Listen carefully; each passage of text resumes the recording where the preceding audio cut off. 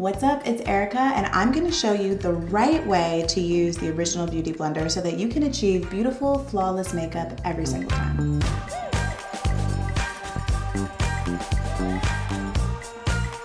So the first step and the most important step that you probably don't see in those makeup tutorials you watch is that you have to get your Beauty Blender wet. So as you can see, it doubles in size. This is Beauty Blender out of the package, and this is it wet and ready to bounce. And this is how your Beauty Blender is going to unlock the magic and give you that flawless finish. Okay, so let me show you how to do it. When you prep your blender, you want to soak it. I'm talking drenched, like really, really wet. Squeeze out the excess water. You can see it's nice and soft. And then you want to take a towel and just towel dry your blender because you want it to be damp. So now that your Beauty Blender is prepped, it's time to bounce. So a lot of time we see people dragging their blenders on their skin. This is not how you want to apply your makeup with Beauty Blender. What you want to do is you want to take your foundation and bounce it into your skin.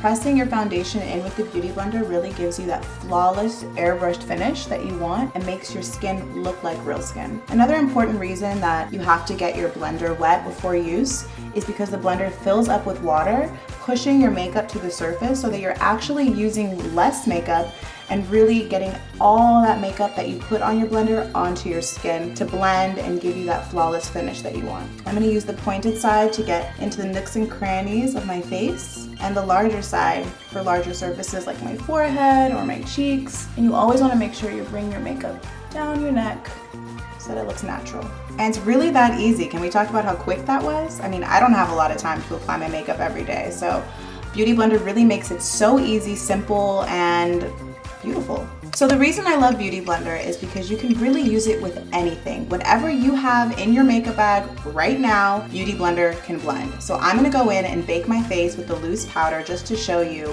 all the different ways Beauty Blender can be used.